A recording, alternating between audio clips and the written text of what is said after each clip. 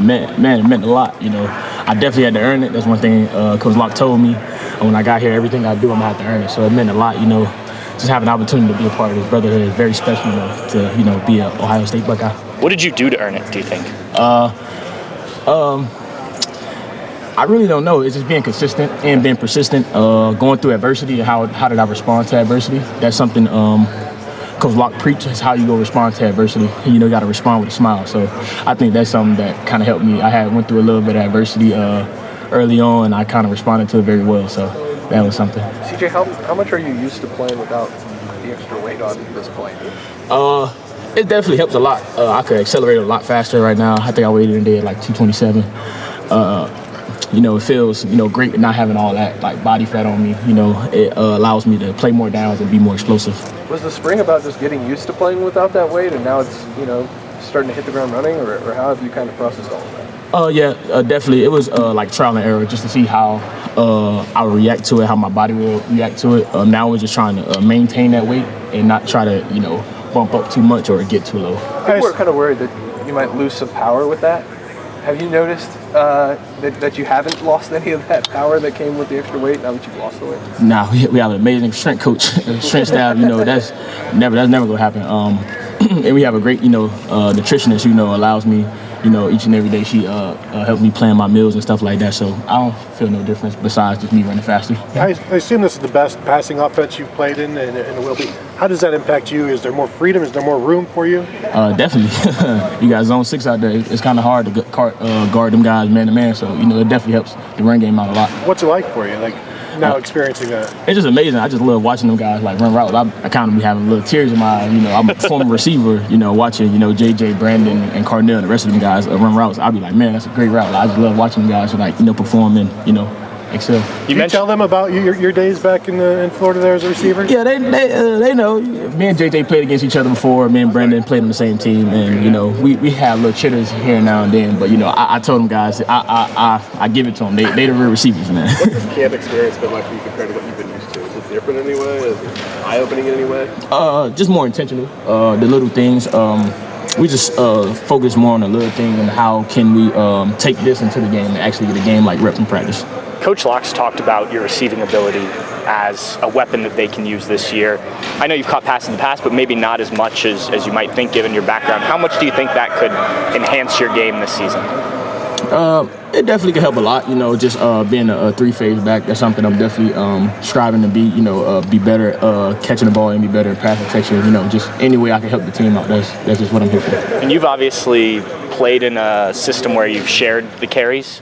How much do you think that helps you as opposed to coming in having, expected to have all the carries at your last stop? It really doesn't matter, to be honest. Whoever out there, all us in this room, we all explosive. We all, we play as one. That's something Coach Locke emphasizes. We all dress the same, we look the same because we go talk the same language and we all go play as one. And we always go, how should I say this? We always go celebrate another man's success. What do you see from Bo and Turbo and Isaiah? A lot of I kind of see my younger self in them. Like, they just so happy to get on the field. Those guys, they're eager to learn. They just try to soak up so much of the game as possible. Those guys definitely have a high ceiling. I'm talking about high ceiling. When you come here in the spring and you're trying to find your own way, and then also you're still going to count on being a leader, especially for those guys you just mentioned. How are you balancing that, trying to kind of find your own way, but also being a leader? How do I balance it? Like Coach Locke said, we all is one. So those guys helping me at the same time as I'm helping them. So it's we kind of piggyback off each other, and it's no one is higher in the room than Coach Locke. So that kind of allows the room to stay balanced. Do you feel like you're more comfortable now than you were in the spring in the sense of being that leader? Definitely in the spring, I definitely had them times where I was like, man, am I in the right spot or am I saying the right thing? But now it's just okay, I know what I'm here for, and I know the player that I need to be to help this team out. CJ, James is over there talking about you two are Sonic and Knuckles. Yeah. Translate that for me. Man, we go run hard.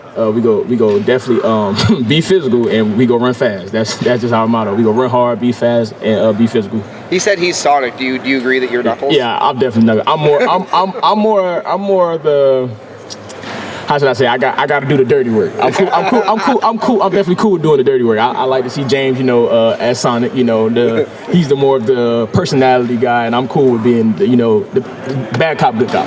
Yeah, They're I'll both take fast, that. right? Yeah, I take that. Yeah, Coach, losing the black stripe, do you feel like you're, officially a Buckeye? Take me through what you thought was there. Man, losing that black stripe, it was definitely a special day. I was so happy to finally get it taken off that I was surprised that it got taken off. I was like, they say CJ Donaldson. I'm like, they call CJ hit thing. They call me like.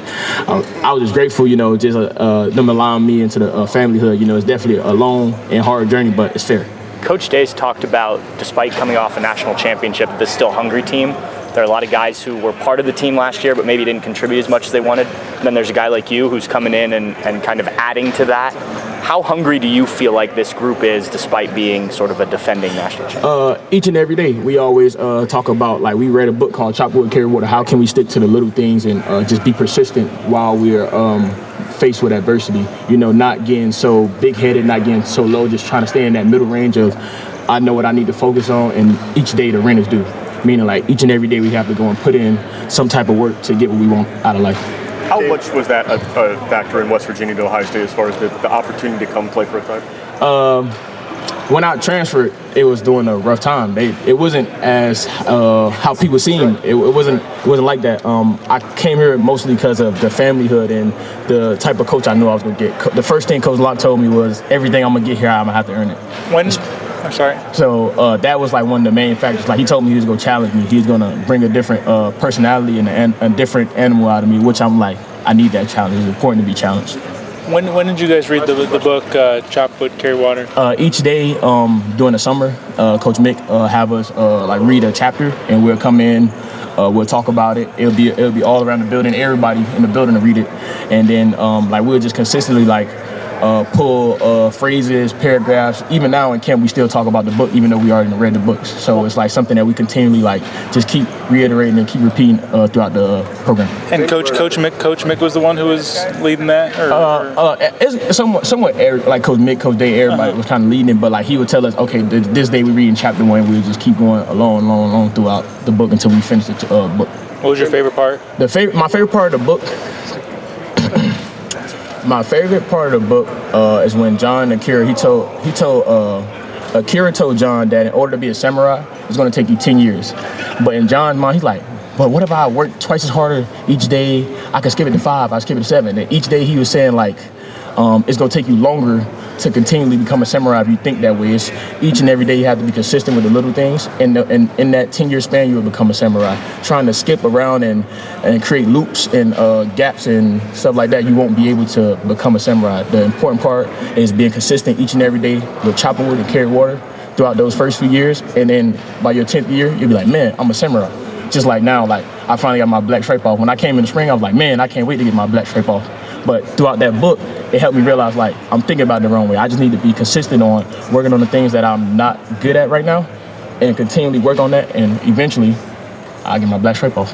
Last question. James Laurinaitis said the other day that Coach Day could remind you guys to get your minds right for what that Texas game's going to be like, everything surrounding all the hype, all the pageantry, those things like that. How often do you get caught, kind of thinking about what that's going to be like to be in that stadium, in that matchup, in that situation, everything you came here for? Each and every day, you got to think like that. Each and every day we play at Texas. Like today, we had an opportunity to play at Texas, and did we win or did we lose? That's the important part. Did we get better or did we get worse? And I definitely think we got better today. We always pushing each other. Defense always pushing offense pushing defense. So it's important each and every day we treat it like the game is today, not the game is whichever day I don't remember, but the game is today. If that makes sense. CJ, thank you. Thank you. Thanks, CJ.